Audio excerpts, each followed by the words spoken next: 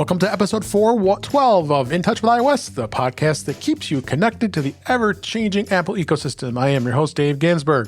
Each week, we break down the latest news, updates, tips, and hidden features across iPhone, iPad, Apple Watch, Mac, Vision Pro, and Apple TV, all with insights from friends, experts, and the Apple community.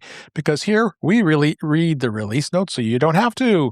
So glad we're back this week, and we have a full panel. So excited to have everybody here, and let's see who has joined us.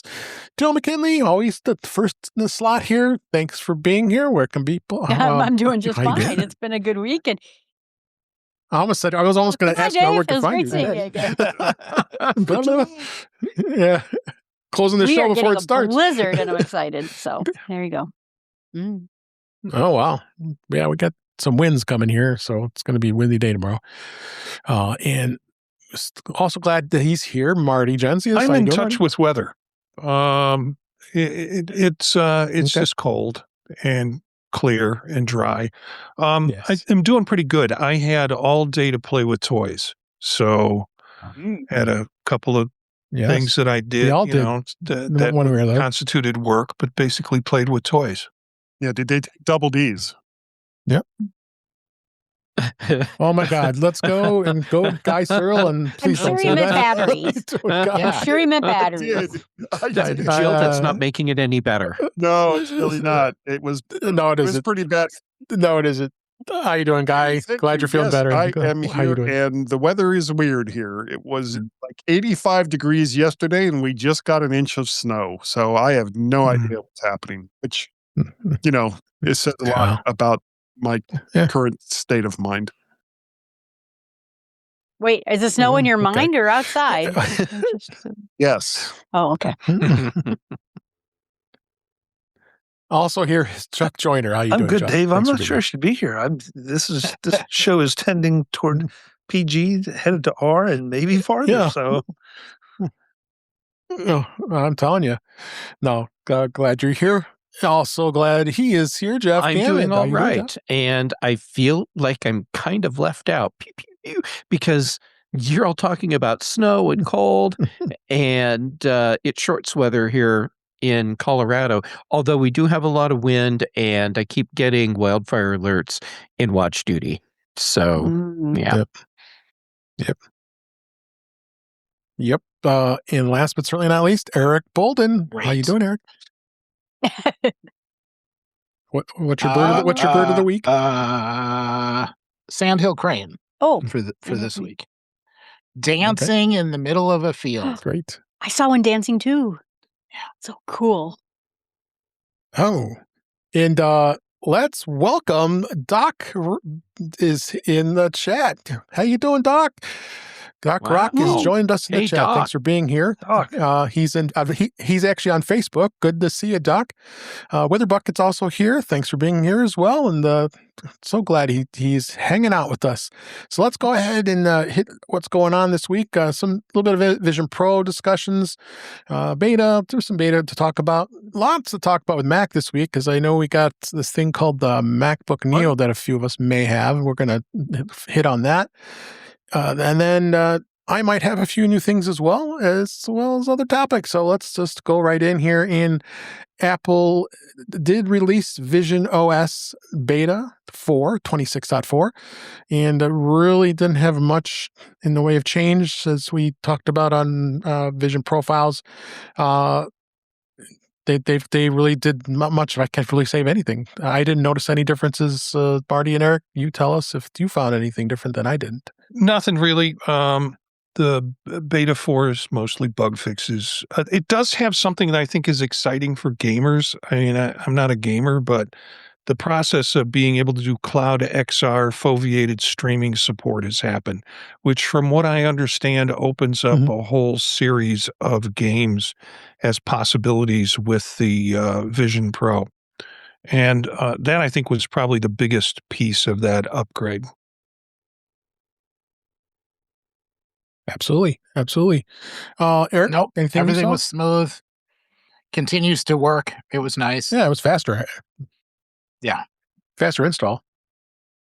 I noticed that too. I actually got to leave it sit on the stand, and it didn't even have to have it on my head. And all of a sudden I heard the sound, bing, boom. It was already updated. So I kind of like that. That was very pleasant here. So one other story I found to be interesting, and actually I'll give a shout out to Brian Flanagan Arthurs for sharing this with us in our Slack with Mac Voices.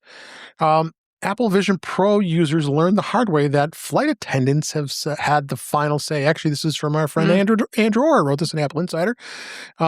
A Delta passenger was told by a flight attendant to remove his Apple Vision Pro. No major U.S. airline specifically bans the headset.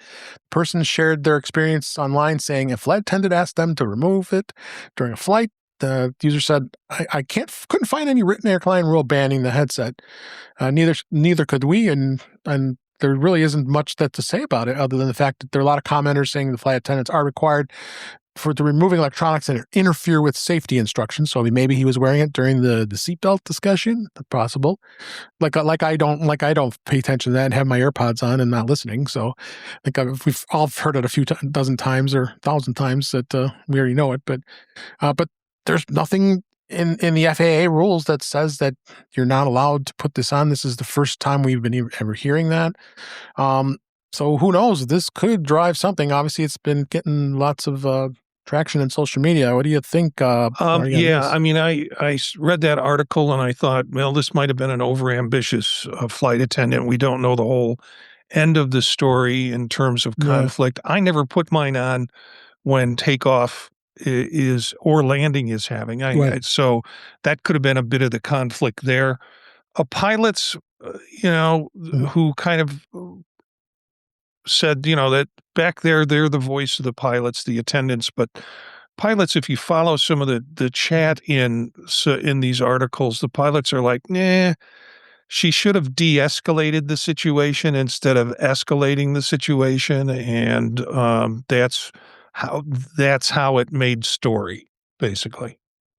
Well, remember, regardless of what the rules are, the flight attendants do have the final say. So whatever they say, once those doors close, whatever it is that they say goes.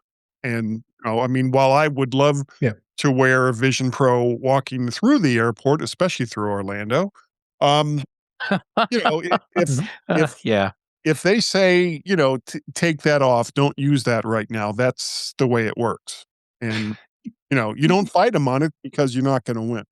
Yeah, but we don't know the context of the rest of the story. When did they say that? I agree with you. If they say take it off during takeoff and landing, I think all electronic equipment and attention should be with that. And I do that with my own stuff. But there's no context in the story of why this was done other than she said, you have to take this off. So who knows? Well, there's the other thing that's going on right now where one of the airlines, I think it was American, basically said you cannot use any electronic devices that output a sound if you don't have headphones on. That woman was so mad.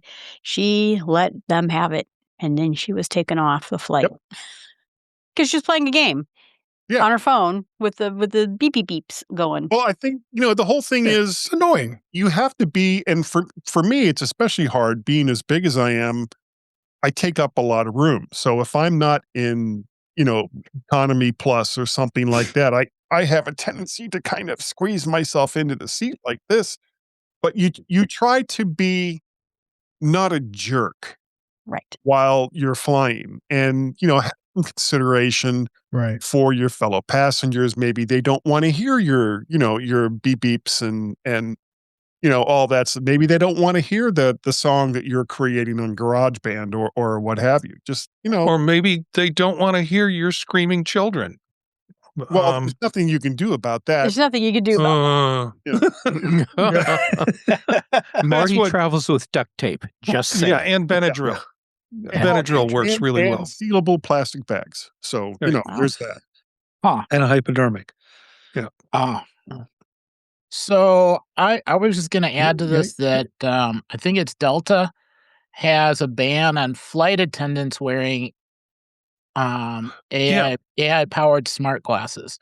So it is conceivable that there's a mishmash between I can't wear this to people aren't supposed to wear this.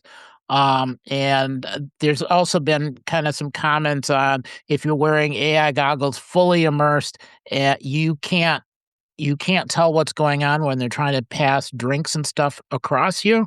So perhaps where you're seating it matters, and are you obstructing the cart, or are you not hearing the instruction to move your foot out of the aisle?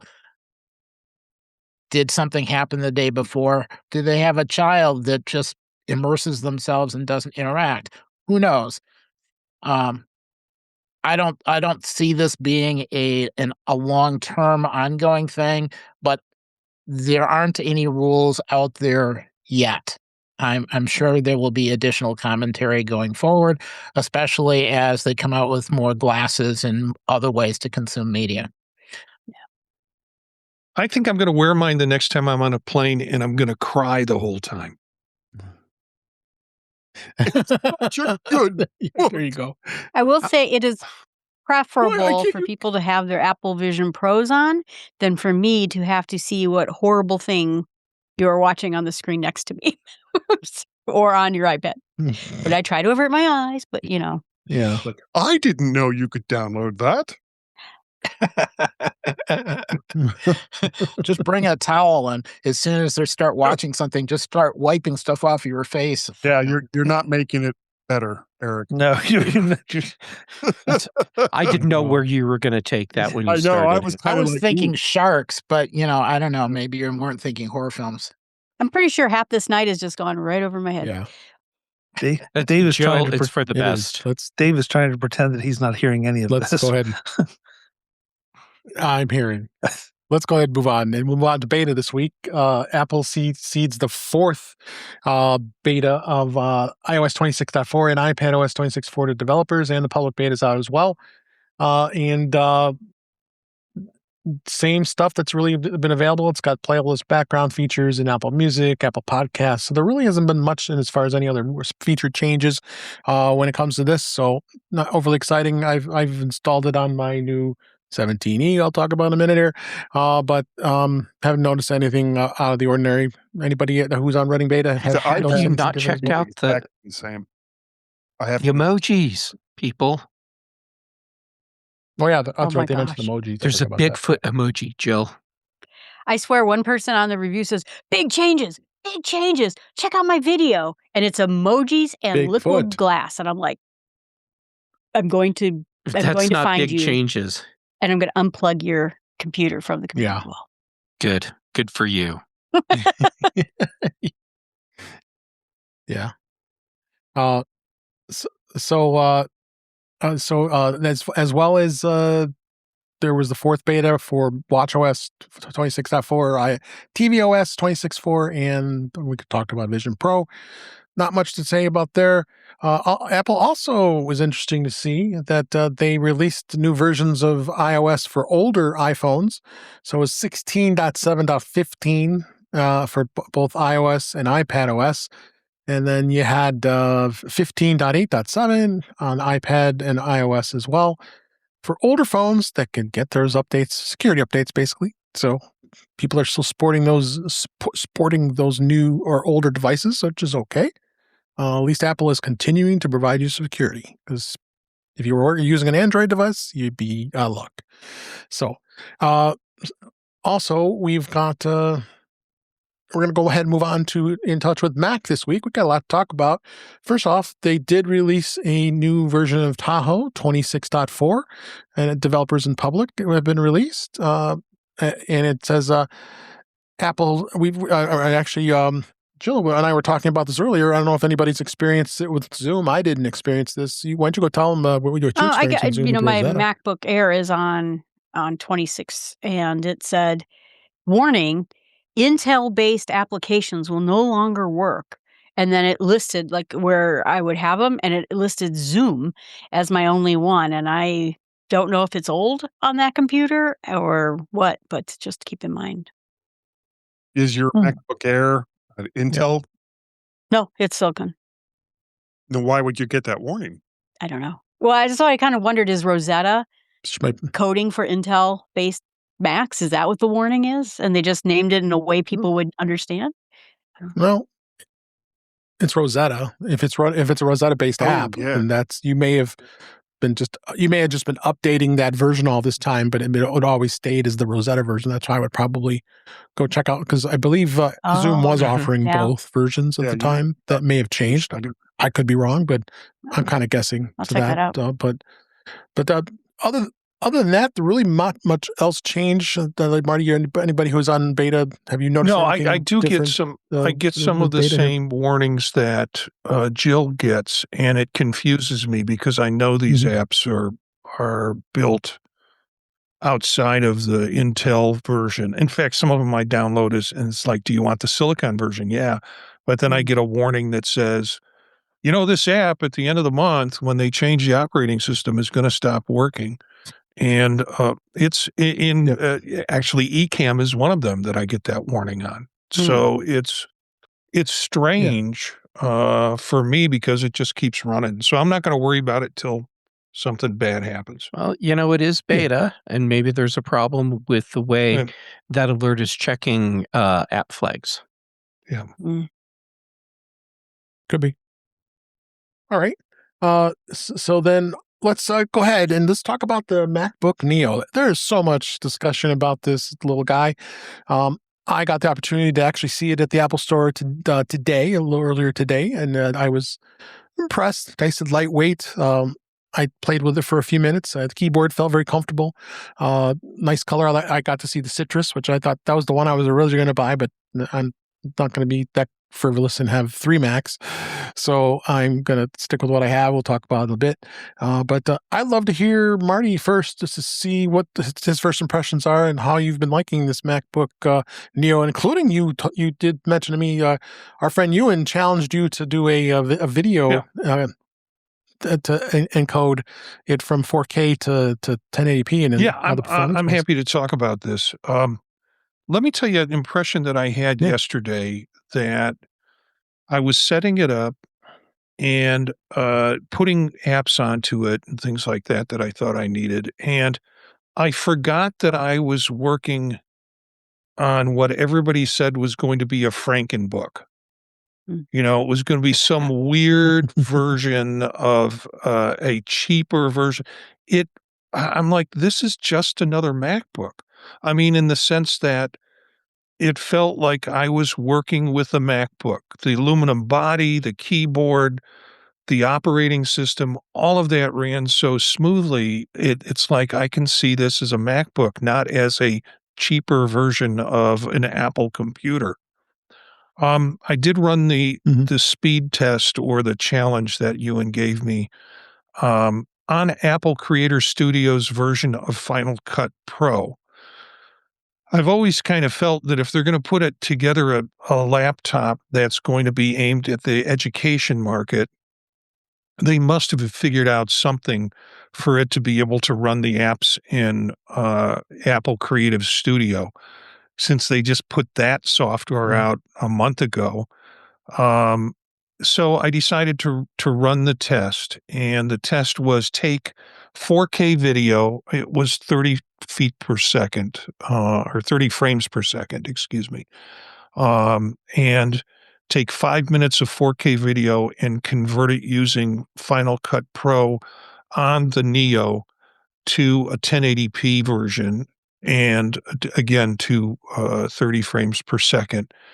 The original starting file, which I loaded, was 3 gigabytes, and the final converted version was 383 megabytes. It took 1 minute and 25 seconds to convert that video. That's substantially faster That's than incredible. I would have expected. That is good. Yeah.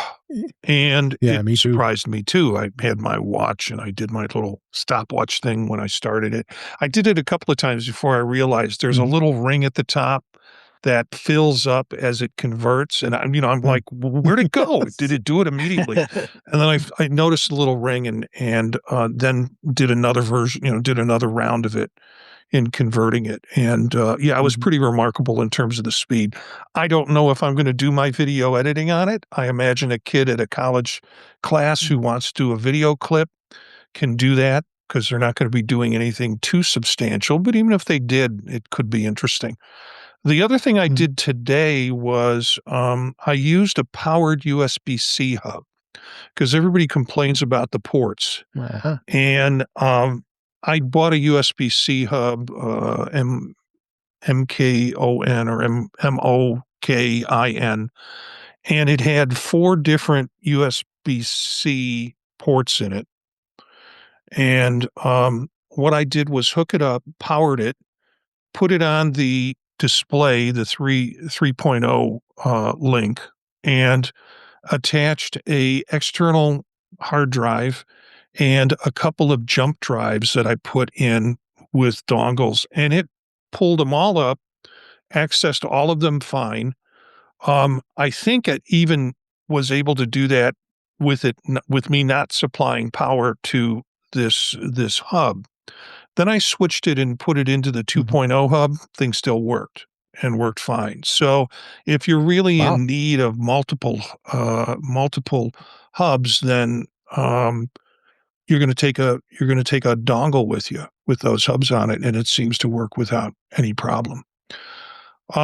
So my question is, what am I going to need when I go to the office as far as apps? And that's what I'm beginning to load on it. And what I'm finding is there's less that I really need when I go to the office or when I teach than what I have on my MacBook Air or what I have on my MacBook Pro. So I'm trying to right size it in terms of the applications that I really need when I'm taking it on the road. All right. Eric, you got a little after Marty. Have you had any good impressions so far? The way I would put it is you can start virtually any project you would do on any other Mac just fine. If you're repeating something again and again and again, it's going to be faster, like on a Mini or something. But starting a project is easy. It is the perfect machine to learn something. In fact, it is so good, I think, is almost worth buying a machine for a specific learning project so that the state of the machine never changes. It's just working on that project. Treat it like a class textbook. Awesome machine. If you got to get a machine for somebody to use, I think it's the perfect device. I was kind of curious, so I wandered into a coffee shop today, and I was using it with the Vision Pro. So on its own, the screen, it's an acceptable screen for writing, whatever. Not necessarily good enough for editing pictures. There are places where it's less than ideal. Yes, you can plug in an external screen. Speakers, okay, maybe not perfect, but you can just put in a pair of AirPods, then it's fine. So in virtually every case where there is a minor deficiency, there is a perfectly good solution that just takes care of the issue. You just add an extra device or an extra, AirPod or whatever. So Vision Pro for the display, AirPods for the sound. The laptop itself worked perfectly. What I wanted with the Vision Pro was a keyboard, a screen, so I could get started and connect to stuff, and then that was it. And I needed to kind of try a bunch of different apps. They all came up and worked. I wouldn't want to do lots of image editing in it. It actually worked better on my iPad Pro because it was harder to tell if the color correction was good enough.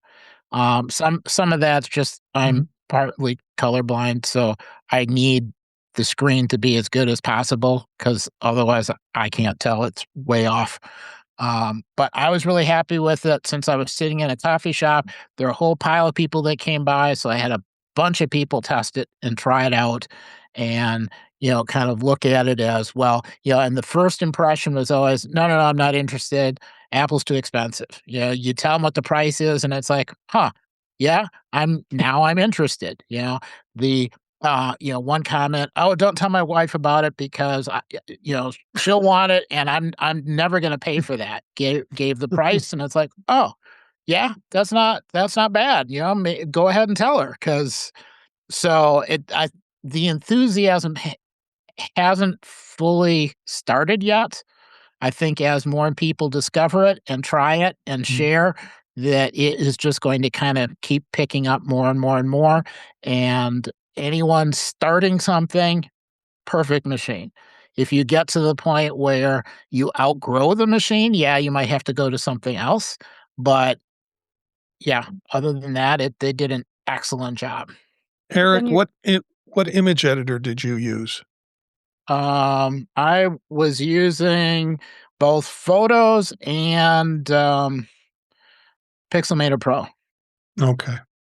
Are you both on the base models, or did you go to the 512 model? I wanted the fingerprint sensor. Yeah, me too. Okay. So, and this is the most amazing part of this computer is, regardless of what it is you want to use it for, the most you're going to pay out the door is $699. Right. Now, interestingly enough, I was going to save it to when I picked up my Macs today at the Apple Store. The Apple sales guy told me that, I asked him, how's the Neo been? So yeah, it's been busy, it's been steady, it's been a lot of pickups today. But I asked, "Do you guys have any stock left?" And he's like, "Well, yeah, it looks like most people are picking up the lower end model, not they have plenty of stock with the Touch ID, which I think is kind of interesting, but." Because people want the lower end, they don't want to spend a lot of money, and especially if folks are going in there with education, they're getting it for $499. That's quite a hell of a deal. Even it's $599 when it comes to the one with the Touch ID as an educator. So, I have this feeling. I have a good feeling this is going to be a crazy seller during Christmas time. Later this year. $699 gets awfully close to the air. Go ahead. At that point, you might be like, it does. Yeah, the air is still what, well, the M5 is at $1099 though. There? No. The M5 is $1099, so I say it went up. So yeah, to double their storage from 256 to right. Oh, yeah, and you get Touch ID. And the crazy thing is, when you consider what Apple usually charges for updates, $100 to double your storage is like, Katie barred the door. I'm blown away. I still don't know if because I'm kind of in the market for a new laptop, because I'm still rocking an M1 16-inch MacBook Pro. The only thing that holds me back from something like trading. the Neo is the fact that you can only get it with a 13-inch screen. And with my vision problems, I really, really need a bigger screen and a bigger keyboard. Sure. And you're just not going to get that with the Neo, at least for this round. Regarding the Touch ID, though, I have to wonder if, the big thing has been low cost. Okay, so here it is. I wonder how many people really appreciate just how nice Touch ID is and how convenient it is. Because these are a lot of people that we're speculating, and I'm doing it too, but you're speculating that they're relatively new to the Mac. And this may be their first foray in, and they don't appreciate the security benefits. They don't understand the convenience of it. Or if it's parents buying it for kids, it's like, kid, you can log in. So I wonder if it's just a lack of experience that may be driving that. And Guy, to your point, again, to us, it seems like a no-brainer to double your storage. But again, if people aren't experienced with these things or don't pay attention to it, then they don't know. If it's a shared device, though, you may not even want a fingerprint sensor. Right. Yeah, good point. School markets are going to go without the fingerprint ID. It makes no sense if they're distributing laptops. Makes no sense in classrooms that they would have the Touch ID. Even if you've got somebody that's got more than one child in school, the lowest price device will still work. And, if you got 2 or 3 kids, a couple of the low-end ones, you might be able to squeak that by. A couple of Airs is way over budget. Chuck, I have speculation for you too, because I always have a hypothesis. What? Okay. I have a feeling that there's a significant number of people that are picking up the $600, the lower price Neo as first-time buyers that are coming from Chromebook, which means everything's an improvement across the board for them here. Touch ID actually doesn't matter yet because they're so used to doing everything through cloud apps and cloud services that that they don't need to worry about, do I have enough storage? And they're getting everything they could possibly want with much better quality build and reliability. And it's just a big upgrade for them. They don't need Touch ID yet. But when they do, the transition from their $599 Neo to a $699 Neo or to a MacBook Air or a Mac Mini is going to be a much easier financial decision to make because they're already in the ecosystem. I was thinking this is nice because we go from $500 to $3,000 when it comes to MacBooks. And this will grow with you as you go. And I could see here's the big problem is they take apples and they put them in all the schools. And then you go out into the real world and you get your first job and you go to, and you can't afford it. And you're like, I can't afford that. So now you go back to Windows because that's the only thing you can afford. I built my own. That's why I ended up in Windows world. Now you have an alternative. You still can go into Apple and you get a 500. And then when you get the better job, you go get the 1099 and, I don't know. I think it's pretty cool. I'm really looking forward to the next version to see what they're going to do with it. Yeah. Yeah. I would not be surprised that there is another version more likely next year. But if it's going to be as hot as we think it's going to be, I think this is definitely going to be an opportunity for Apple to. What's really unique about this was from all the specs and going into this, all the folks were saying it's not going to work. You can't do this. You can't do that. They never figured that Apple would come up with some way of reconfiguring and setting up the chip so it was more efficient in the way it ran stuff. They never put that into the equation. They just did, sometimes 1 and 1 doesn't, or 2 and 2 doesn't equal 4. It equals 3. And I think that's what happened here. Yeah. Are 4 lights. Go ahead, Chuck. I'm not sure I agree with Guy on can't wait for the next version. I almost hope that this version stays for a little while. There's 2 years. Yeah, 2 years would be a good. I would take 2 years, Marty, because what I don't want to see happen is that it starts to erode, up, unless the whole, the tide rises all boats and everything goes up.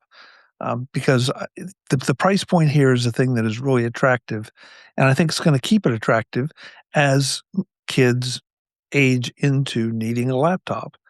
And if you start saying, well, but for next time it'll be $799 and $899, and this is what the improvements, and now you've started to lose it. And so let's keep let's keep this where it is. If you can possibly hold the line, especially on RAM costs, then hold the line at this price point and let it be what it is. And then for the folks that need more, let them go ahead and buy up or start bringing the Airs down. But don't lose a successful base level machine. Yep. All right. We could go on probably a whole hour just about this topic alone here. I'm going to give Jeff the last word. You said that Neo was a big part of Asus's earnings report. So Asus, they had their earnings report, and one of the topics that that came up, so it was a major part of their earnings report discussion, was Apple's MacBook Neo. So the Neo is already having enough impact that that it is a topic of discussion in competitors' earnings reports meetings. Mm-hmm. And the gist of what Asus said is, this is a really good computer. No one was prepared for what Apple released, and we all have to do a lot of scrambling to try and compete with what Apple has brought out to the market. So, I mean, they were very transparent about, we can't compete with that, which I thought was interesting, and they made a point of saying it's not just us. It's the rest of the PC Chromebook market. They all see that they're going to have a problem because Apple just changed the game for them, and they're not sure how to compete with that. Well, you know what they'll do. What they'll do is they'll just make an even crappier machine that they can sell for less. Well, that's what they're going to do. Yeah. But they also know that's not going to fly with a lot of their potential customers, because their piece of crap will obviously be a piece of crap, and people can see what the Neo is. Without even touching it, they can tell this one is not a piece of crap. So if I'm going to spend $500 with my kid's student discount, why not get the thing that's not a piece of crap as opposed to spending $500 on a piece of crap? Yep. So, sorry about that. I keep doing that. That's worse. Boy, I'm going crazy here. I know.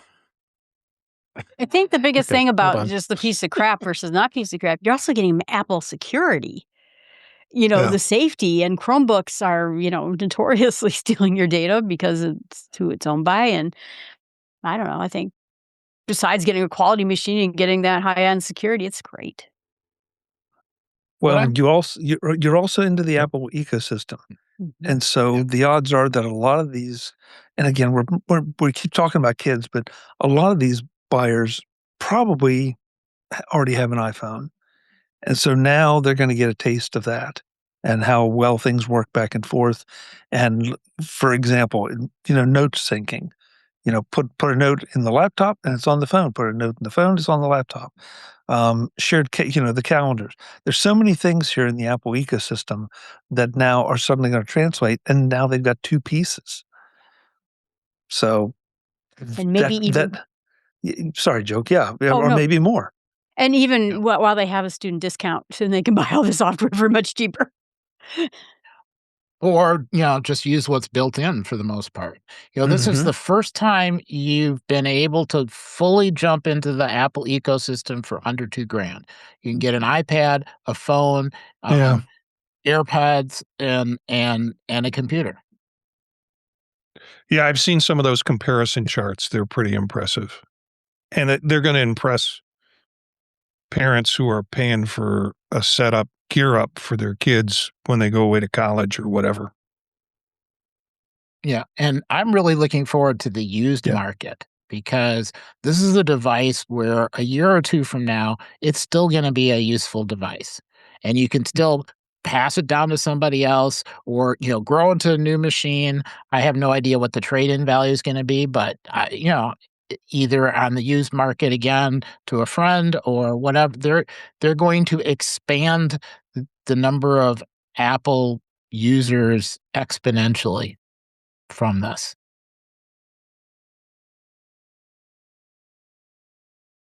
Yep.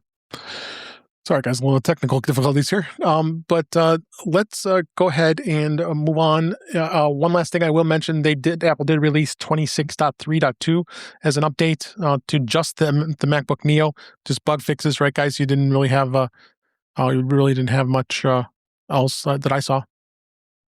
Yeah, it was sort of an unexpected update because it was happening kind of while I was trying to get everything started up, and then all of a sudden it's like, hey, you've been updated.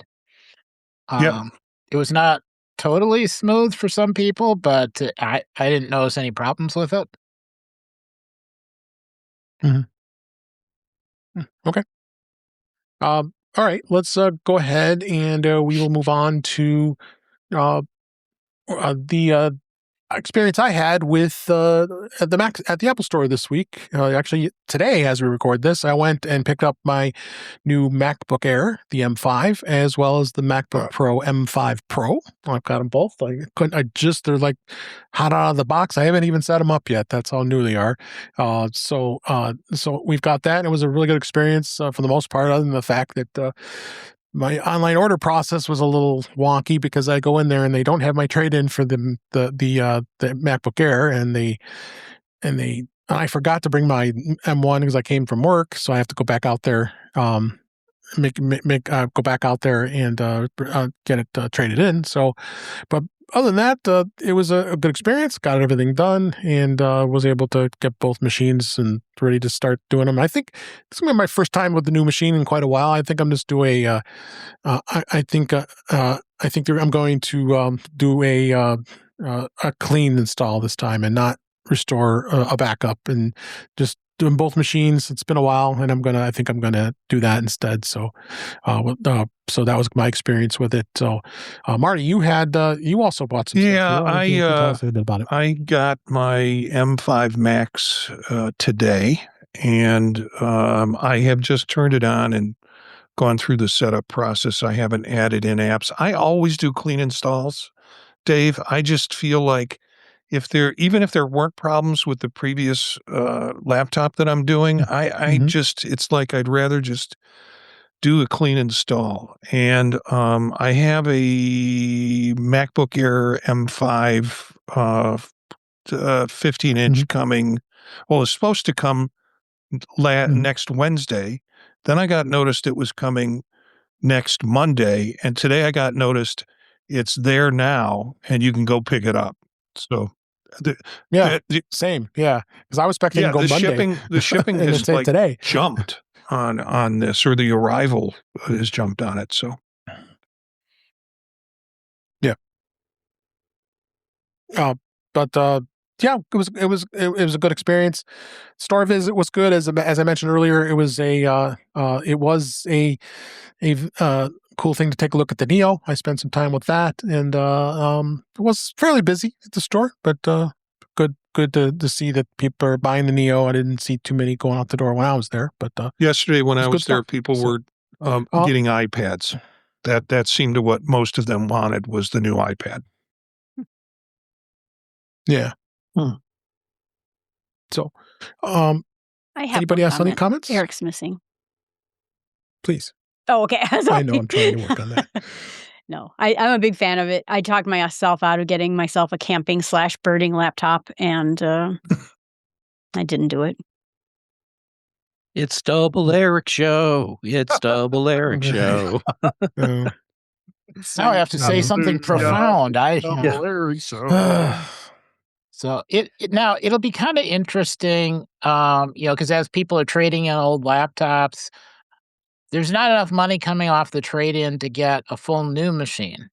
But if you needed to, potentially that's enough to get a Neo. Yeah. And Jill, I'm not going to trade a MacBook Pro, even an older M1, for a Neo. If I was going to trade my M1, that'd be crazy. It would be for like a 15-inch MacBook Air, whether it was an 4 on refurb or a new M5. Has anyone, now you guys are all talking about having bought new M5 machines, and I'm guessing you really haven't had a lot of time to spend with them yet. But with the short amount of time that you have you noticed any like substantial gain from, I mean, I don't know what M machines you had before, if you had M4s or what have you, but are they really that much quicker and faster for the things that you do? Yeah, I'm getting my email so much faster. Man. Yeah. That's as far as I've gotten into it. Now we've lost Dave. Oh, no, he's there. No, I he's know. there. Sorry, guys. Ghost in the machine. There's Dave. I'm here. Okay. Yeah, it's No, I'm here. This will eventually, when I do, as you know, Dave was talking about doing a fresh rebuild. Yes. And eventually when I get all the programs on it that I want, it'll become the laptop I take to like MacStock or places where I might need to, conferences and things where I might really need to have some power, versus the Neo, which will go to school with me. And Jill, don't worry, because I'm trying to decide whether to go for an M3 or M4 MacBook Air to keep my costs down, or to go ahead and just get an M5. And I'm just wondering what kind of difference there is that anyone has seen on the M5 versus the M3 or the M4. There's supposed to be like a 28% speed jump. Now, that means it's most things that I wind up doing, it takes half a blink instead of 3/4 of a blink for me to notice the speed difference. There is some significant advancement with the M5s. I don't think you can buy M4s unless you go refurbished market or you go aftermarket at this point. So I think your decision is between an M5 Pro or a M5 Air. And I would be hard, other than the ports, I would be hard pressed to say that a Pro is needed. Well, you were talking about hubs and all that happy stuff earlier with the Neo. When I go for example, if I go to MacStock, I'm almost always setting up a podcasting station somewhere, right, which means I'm going to need a crap ton more USB-C and USB-A ports than any laptop is going to have. So if I have to use hubs anyway, does it really matter that much if I'm on a MacBook Air or a MacBook Pro? Yeah. Simple. I don't think it'll matter. No, I don't think it would be either. I think the thing that would matter for you, Guy, goes back to, do you find an M4 or do you go with an M5? Yeah. And I think this year you probably wouldn't notice much difference, but it wouldn't surprise me if after we get all of the plumbing cleaning that we're supposed to get in Mac OS 27, that you would see a more noticeable improvement in performance on the M5 versus the M4. Even with, are you talking about with like video editing and audio editing and the stuff I typically do, or just mean in general? Some in general, but I'm assuming that with the types of things that I know you do, video and audio editing, right, that you'll see an improvement there too. Okay. Well, then first watch next time I'm in Colorado is on me for that wonderful advice. Thank you. Any opportunity to spend time with you, Guy, I am there. Okay. Sounds good. Is your nose getting bigger, by the way? Well, let me push that back. Okay. So is it okay now? Yeah, it's much better. Thank you. Okay. Thank you. Jeff is a real boy. I'm a real boy now. So let's move on here, and I'm going to talk a little bit about the iPhone 17e. I opted to trade in the 16e I had last year because T-Mobile was offering had an offer I couldn't refuse. So, their quote unquote free phone, which I have to be committed to 2 years, of course.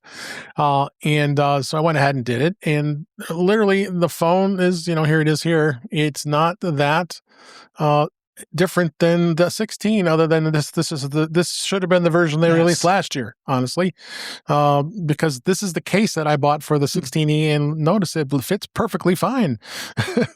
and the biggest thing is MagSafe, and then the screen's improved on it, and that's basically it. It's a small phone. I did do a bit of a snafu, and I erased the phone and removed the eSIM before I transferred it to this phone. So then I had to get on with T-Mobile to have them give me the QR code to get it to activate the line again, because it's a secondary line I have. So, but overall, not a bad little phone. $600 is a good deal. I think this is going to be a good entry level point for most people that are looking to get into the iPhone. Performance is nice. They bumped up the processor on it, and the camera obviously is going to be decent. It's not going to be a 17.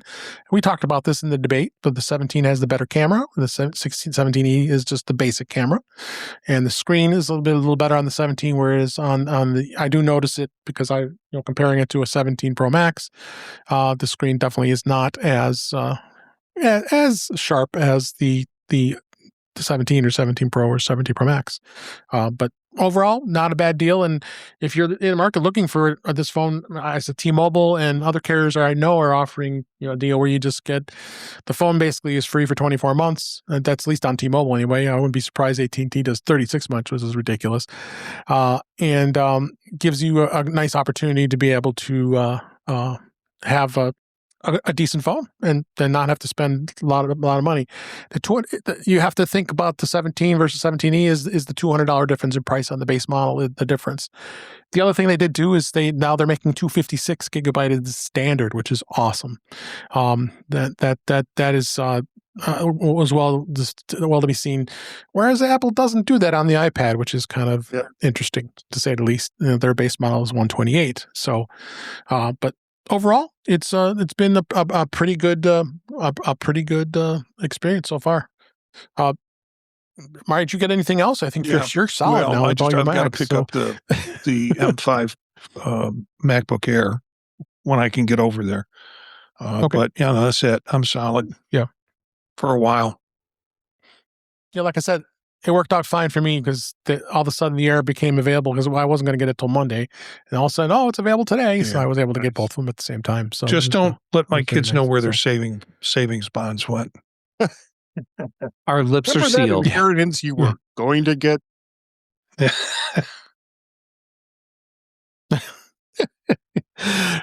So anyway, let's as we're getting close to wrap up here, let's hit some of the news for this week. Apple is having Friday Night Baseball back this season. It's on March 27th. It's going to be the release.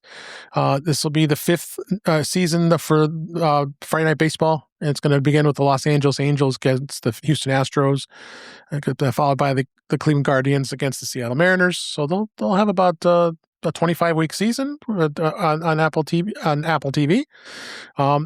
Also, I'll add that caveat too is that.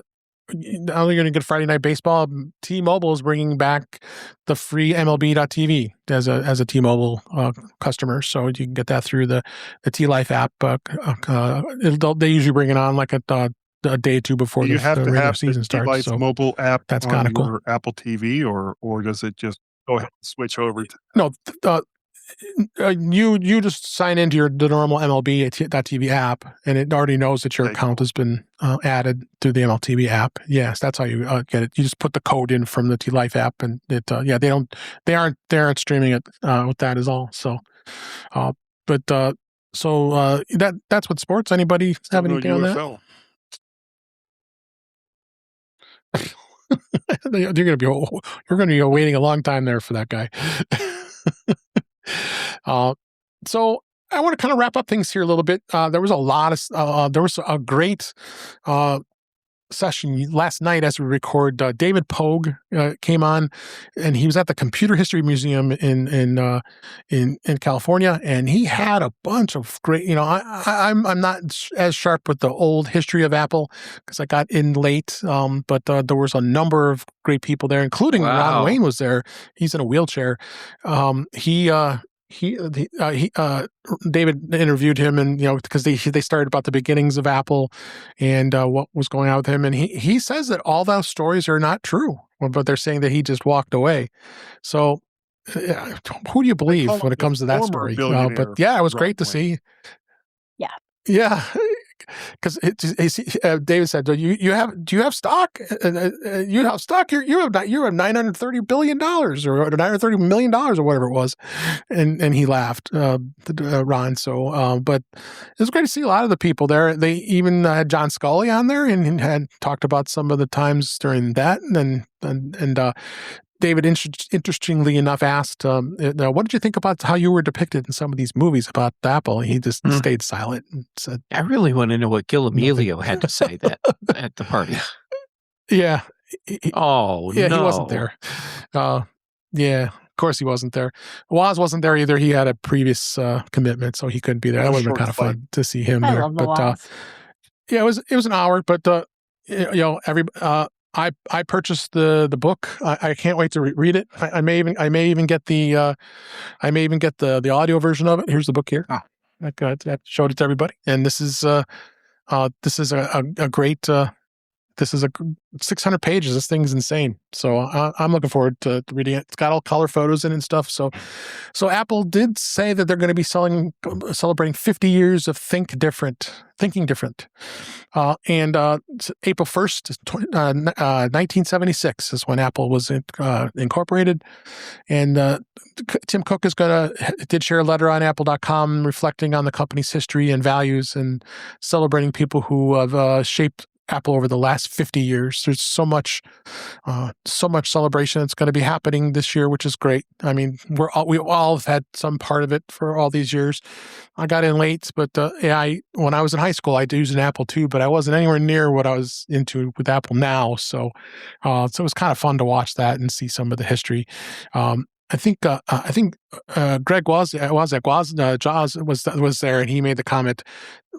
Anything before 1997 was irrelevant. We worry about now, and from that point on.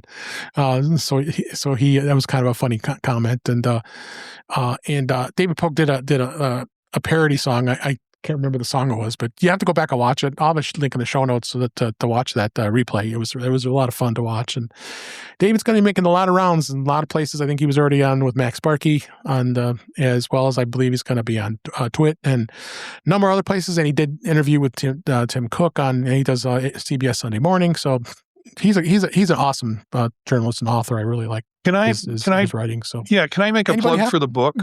Please. Only because Please, yeah. I like to consume things in little chunks. It's a big book, but each of the chapters are like 8 pages long, and they're topical. And in that sense, and it almost reads like an encyclopedia, but a chronological encyclopedia. But when I opened the book up, first thing I ran to was the Apple Vision Pro chapter and the development of that. And so you can consume it in bits and parts. You can consume it chronologically if you want to, but you're not going to get buried into long chapters on topics. You're going to get the history across in short, informative topics. The illustrations are incredible in it.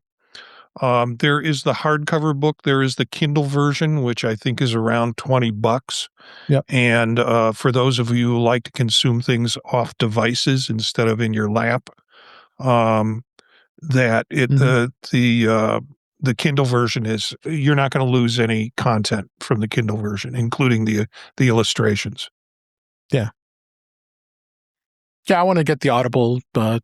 So I want to listen to it too. I think it's going to be fun to hear. I think David is doing he's the narrator. So, but God, it's so much history. 50 years. It's crazy how time has flown by. MacStock. Yes. There you go.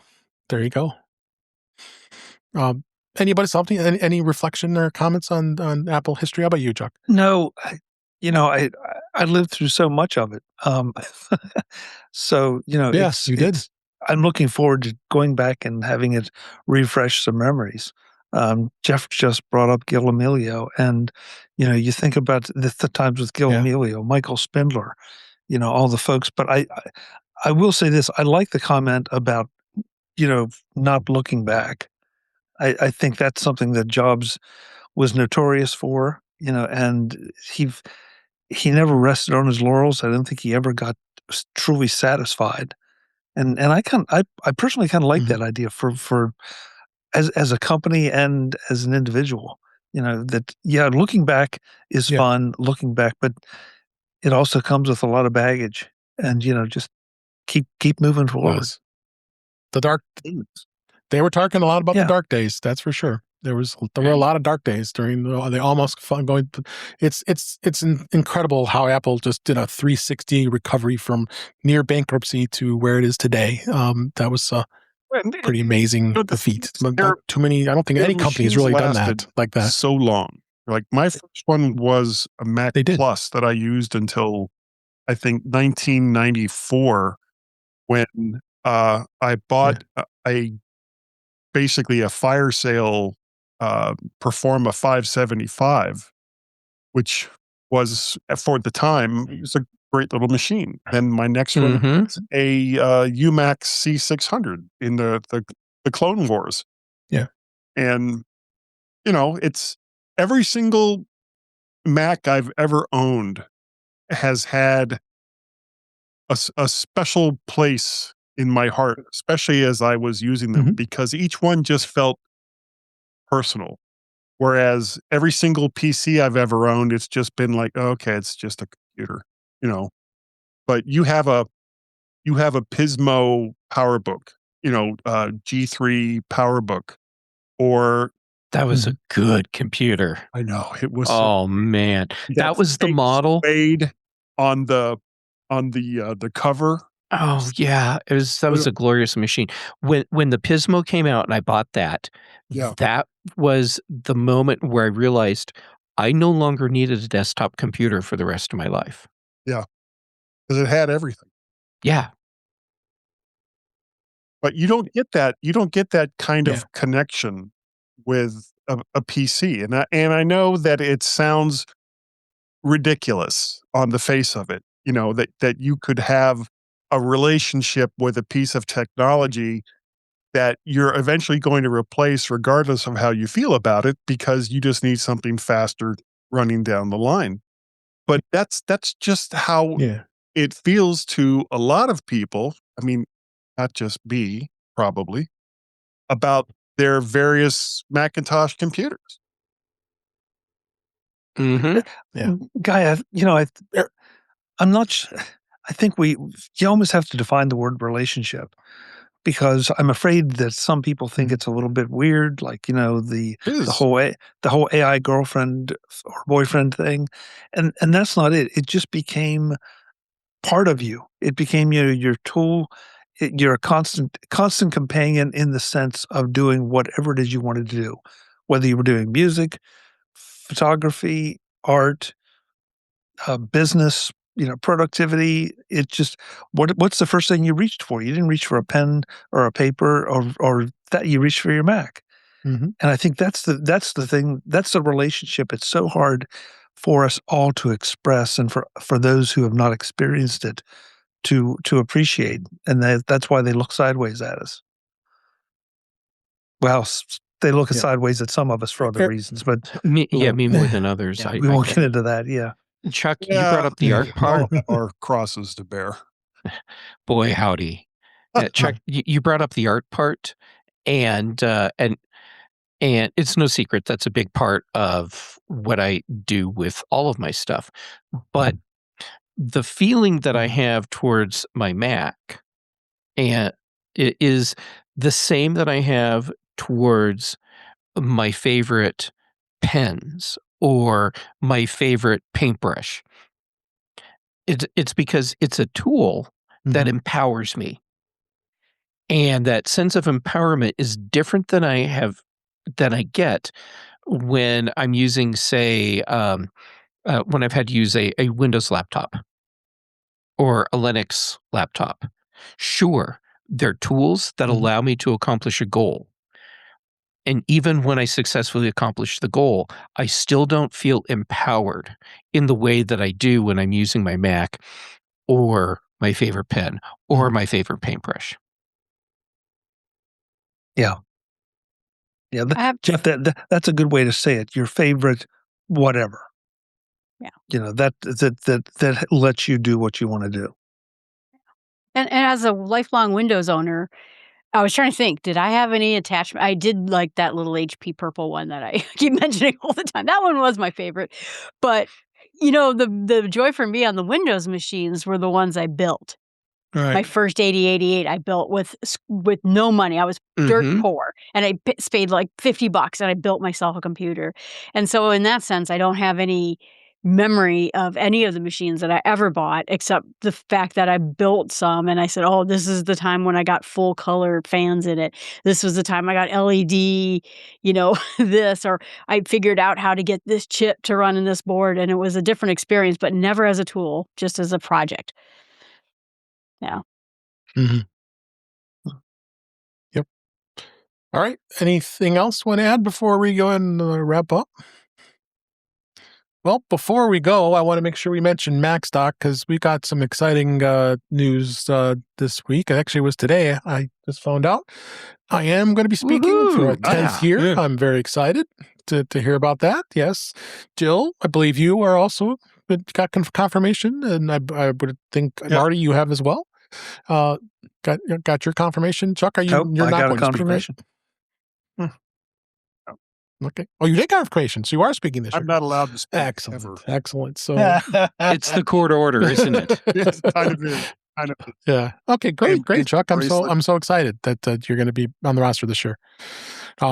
So we got some real exciting, those were some exciting announcements. So you go to MacStockConference.com. It's the 10th anniversary of MacStock 10. Well, 3 full days of the conference, but you're going to also get that bonus with the Ecamm Creator Camp. And I can't wait to attend that. And that's going to be on the Thursday before MacStock starts. It is going to be so exciting to see all of our friends and be able to have a blast on that weekend. So it's including the Creator Camp. It starts Thursday, July 9th, all the way through July 12th on Sunday, and it's going to be at the Crystal Lake Holiday Inn in Crystal Lake, Illinois. And just go to that site. There, I have a link in the show notes for the registration as well as that. So again, MacStockConference.com. Come check us out. You have Jill, Marty, Chuck, me, Dave, and there's going to be a bunch of others as well. So we'll start hearing it. And I'll have a link in the show notes. Actually, Mike's going to be doing a live stream this coming Saturday, tomorrow. I believe it is. Or is it Monday? I thought it was. Oh, it's tomorrow. It's Friday. Yeah.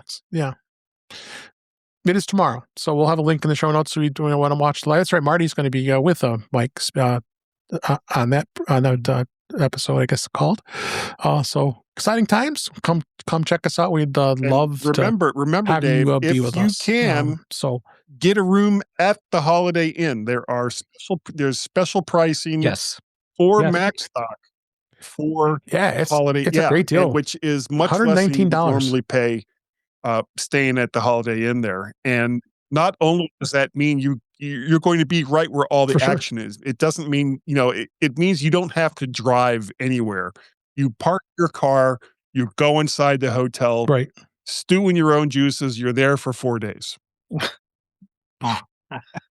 Thanks, Guy. Yeah. God, stew. Okay, I think that's a good segue to go ahead and wrap up this week. But thanks all of you for being here. But but for now, let's go and find out where everybody can find you.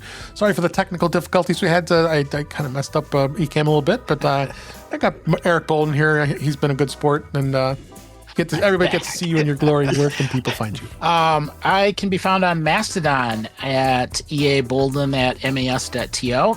Otherwise, Mondays in Virtual Land on Vision Profiles. Well, actually, we're all really there, but Tuesday on Mac Voices Live, and of course, Thursday on In Touch with iOS. Kind of progressing through all of the OSs throughout the week and the news that comes up throughout the week. Excellent. And Jeff Gamet, thank you for being here, and I'm so excited you're speaking as well. Well, first, I realized everyone on the panel tonight, we're all going to be at MacStock. Yes. And nearly all of us are going to be speaking. Sorry about the court order, Guy. I know. Look, I pleaded guilty for a reason. I get it. You both will be at MacStock, but you're going to have to stay 200 yards apart from each other. Awkward. Yeah, awkward. I get to sleep in my car. is what it is. Yeah. All right. How about Jay Gamet on all the social medias, mostly, though, on Mastodon and PixelFed and Blue Sky. And then for shows, Chuck's Mac Voices Live on Tuesdays, here for In Touch with iOS on Thursday. So, Dave, thank you for letting me join in. Then on the British Tech Network, The Big Show and The Mac Show. Also, Brian Chaffin and I, we do The Context Machine, and Patrice Brendamore and I do Retro Rewatch. Great. Thank you so much, Jeff. Chuck Joyner, I'm excited you're speaking too. That's awesome. You took a year off last year, and now you're going to be speaking. That's awesome. I can't wait to find out what you're talking about. But people know where they can find you'll find everything. Soon to be featuring The Road to MacStock, where we'll be talking to everyone that is speaking at MacStock here and anywhere else that we can run into them. The live show, as was mentioned, is Tuesday nights at 8 p.m. at youtube.com/MacVoicesTV. Come on over there and abuse us in the chat room. And on all the socials, you can find me as @ChuckJoyner. Thanks, Dave. Thanks. Thank you, Chuck. I appreciate it. And Guy Serle, it's always great to have you. I'm so glad you were able to make it back this week. You can find me and Chuck Joyner on the latest episode of the G-Men show. I don't know if Chuck wanted me to mention that, but kind of too late. Well, if he didn't pay you to keep your mouth shut, that's on him. Yeah. How much would it have cost me, Jeff? Well, I do have bills to pay. That's the show I normally do with Gazmaz since 2010. And, of course, Mac Voices when I'm not deathly ill or in Florida. On Tuesday nights and In Touch with iOS right here. You can find me on the socials as MacPettit, on Twaxter and Skies of Blue. What else? That's about it. I got a Google Voice number and we talk about it incessantly for some stupid reason. But I'm enjoying myself, and I'm also going to be at MacStock, and I won't be speaking. Have a piece Can't wait over my mouth. No, but you can hang out with us. Speak through it, but it's there. There you go. There's some Italian beef for you too. Yeah.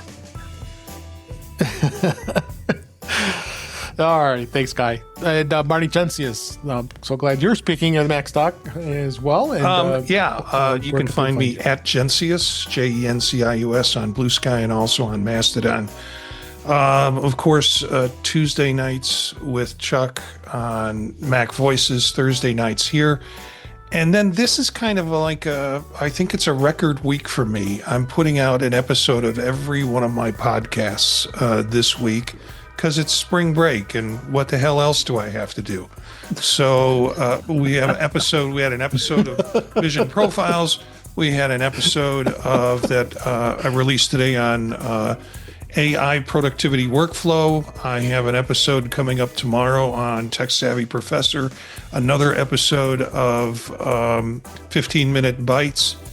And my son is back from his 2-week bachelor party. And so I'm hoping to get him on an episode of Gear Up and Go sometime this weekend. So, Marty, is your son coming with you to MacStock again? I don't think so. I wish he was. But it was so great meeting him last year. Bachelor party. Yeah, well, he went to Idaho and spent time out there hiking and camping and running around in the woods with friends. But I don't think so. He's got a wedding. He's got a honeymoon coming up, and then he is going to be working. And so I don't think he can pull it off this year. He'll be missed. Yeah. Thank you. Tell him to make part of the honeymoon MacStock. Yes, he will. We'll show him how to do a proper bachelor's party. Yeah. Right, Guy? They're talking about. No, I'm just thinking. They're talking about Hawaii and the group. Oh, well, maybe we can move MacStock to Hawaii. Yeah, you're going to be the one to tell Mike that, Dave. I don't think that's happening. I don't think he's going to go for that. All right. let's go ahead and find out where Jill can be found. Thanks everybody. Thanks for being here, Jill. And glad you're speaking. I'm always in MacStock this as well. chair. That's where you can always find me. But you can look at jillfromthenorthwoods.com. That's my website that has all my podcasts and all the different ways that you can contact me. Great. And that is a wrap for this week. Please send your comments, questions, and suggestions to our email address, which is feedback@intouchwithios.com. You can find us on Blue Sky and Mastodon at In Touch with iOS. Buy me a coffee at intouchwithios.com/coffee. We really appreciate it. You can become a patron of the show by going to patreon.com/intouchwithios. We have 2 tiers available to support the show. We'd really appreciate it. Make sure you like, share, and subscribe. You'll be notified when we're live streaming, which is Thursday nights at 8 p.m. Eastern, 5 p.m. Pacific on our YouTube channel. It's youtube.com/intouchwithios. It was great to see Craig and Cletus and Brian and Webb and a lot of other great people in the chat. If I missed you, I'm sorry, but because I'm so glad you're all here. You can join us live and hang out in the chat. You also can come back and watch the live stream recorded as well as listen to past shows. You can subscribe to the show in your favorite podcatcher, including Apple Podcasts, Pocket Casts, Overcast, and many others. But better yet, just go to our website, intouchwithios.com, where all the links there are where you're able to listen to our show. I am Dave Ginsberg, and you can find me at Vision Profiles on Monday nights with Marty and Eric. You can find me Mac Voices Live on Tuesday nights. And then Thursday nights, I'm here with the gang here on In Touch with iOS. And then Fridays on the Mac Show on the British Tech Network as well. So with that, thanks everybody for listening, for watching. We had a blast doing this show. And sorry for the technical difficulties, but we'll work through them. But thanks again, and we'll talk again soon.